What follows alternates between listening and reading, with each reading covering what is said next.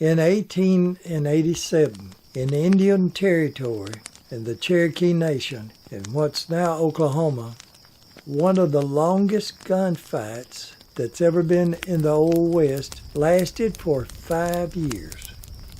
And what it was, a United States Marshal that was sent from Judge Parker's court out to Indian Territory to arrest a man by the name of Bud Traynor.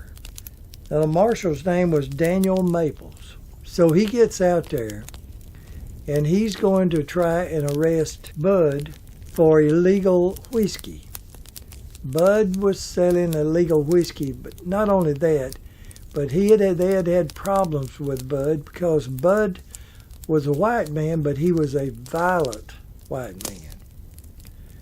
Now, Bud had a lot of friends that were Indians, that were Cherokee, and we don't really know if he was friends with a councilman, an Indian councilman now that had been elected to that position by the name of Ned Christie. Ned was an elected official, and his job was really to look after the Cherokee, to assist in all their official business. So the story goes that some of Bud's friends went out to warn him, and they included Ned Christie in it.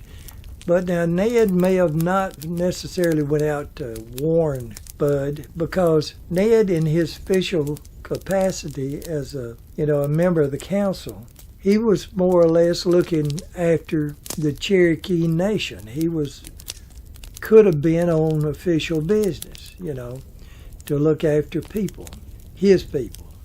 Well, the truth is they don't even know for a fact. The court dockets don't say that Ned was even out there, but he was accused of it later on.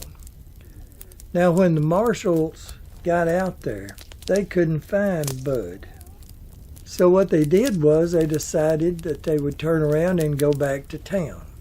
Well, on their way back, somebody ambushes the posse, and they actually killed Marshal Daniel Maples. Well, of course, an investigation started.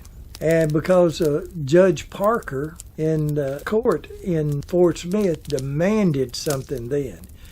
He demanded that someone be arrested for the murder of one of his marshals, Daniel Maples. Well, they commenced to questioning people and bringing people in to question them. And in the meantime, the feller that the marshal had went out to arrest disappeared. He was gone. They couldn't find him. He may have even left Indian Territory. But they started gathering a bunch of people in, and mostly Indians. He arrested a man by the name of John Parrish. Now, John Parrish, along with 2 or 3 others that they arrested to question. So John Parrish, and I don't know if he had a grudge against Ned Christie or not. They think it might have been a political situation somehow or another. But anyway, John Parrish says that, he said, I think the fellow that might have shot him is Ned Christie. Well, here they go to arrest Ned. Now, Ned being an official of the Cherokee government, and he actually, by trade, was a blacksmith and a gunsmith. And he had a good reputation. He had never had any trouble. He was a well-respected man in the Cherokee Nation. So why his name come up is don't make a whole lot of sense. But it did, unless, like I say, John Parrish had something against him that we never knew about. So here they go to arrest Ned Christie. And they expect him to come in because he is a councilman. Well, Ned don't come in. And the reason he don't come in is because there was friction between the Indian nations and their government and the United States federal government. The government had promised the Indians that when they moved them out of the Eastern Territory into the West, that they would have rights to their own government and that they would pick their own leaders and that they would be able to govern themselves. Now here they are coming in and saying, well, we're going to do this, federal law is going to do that. And well, there was a conflict there, going both ways. The marshals felt that they had a right to arrest people and do this, that, and the other. And the Indians felt that they didn't. They didn't have that right. That they were their own government and would run their own, see after their own. So there was a friction there. So Ned wouldn't come in because he said, hey, I'm not guilty of anything. I haven't done anything. Don't know anything about this. So I'm not coming in because I don't trust Judge Parker's court. Now, if you want me to, I'll be glad to be tried under the Indian court. Well, that didn't work with Judge Parker. So he sent marshals out to get Ned. And Ned wouldn't come in, and Ned hid. So finally the marshals decided, well, we'll give it up for a little while. We'll wait, and then we'll come back after him later. In the meantime, Ned knows they're coming back. He knows that's in his future. So what he does, he goes back home, living in the hills of Oklahoma. He fortifies his own house. He puts logs, he double walls his house with logs. He has the help of his wife and his teenage son. And what they do is they cut all the timber and trees around his house so that the law wouldn't be able to sneak up on him before he knew about it. So he cleared the land around his house so that they would have to walk through open field before they could get to him. He not only did that, he was pretty smart about it. He actually dug trenches in a circle around his house. And then he'd move over 20 or 30 feet and dig another circle. And then another. And see, that way, they couldn't rush him straight on. They had to jump in a ditch. Then they had to climb out and go in and jump in another ditch. And in the meantime, he could shoot at them. So the idea of digging trenches was excellent, and it really kept them from making a major charge all at one time. So this went on, and when they decided, the marshals decided that they was coming back to get him, so they gathered up in town. And also, as they come out, whether it was daytime or night, they tried everything. Ned had dogs trained to bark, and he had them on the outskirts around his property, so he knew when they were coming. The dogs would alert him, and he'd take his position, him and his son. His son, in a few battles, actually was there to help him. Now, he had friends, and friends would also notify him. If they seen the law gathering up in town or something, or planning, well, they'd come tell Ned, and he'd get ready.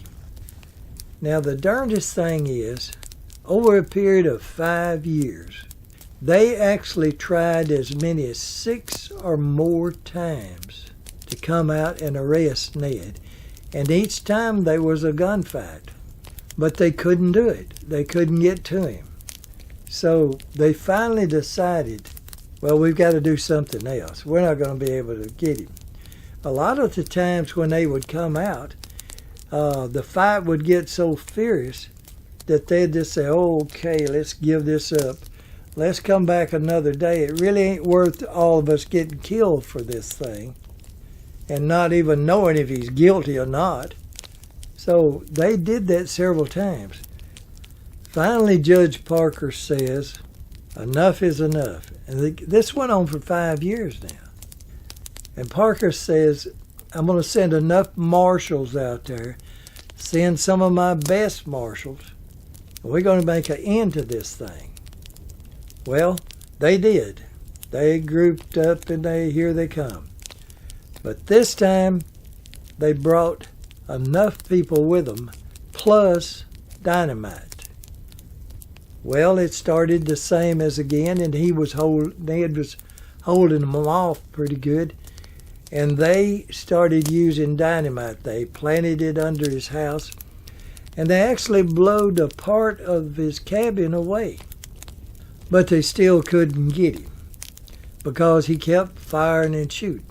Now, before this battle started, the last one, Ned knew that this was going to be it. His friends had told him that they was bringing dynamite, and they were determined. So he sent his wife and son away to neighbors because he felt like this would be the last time.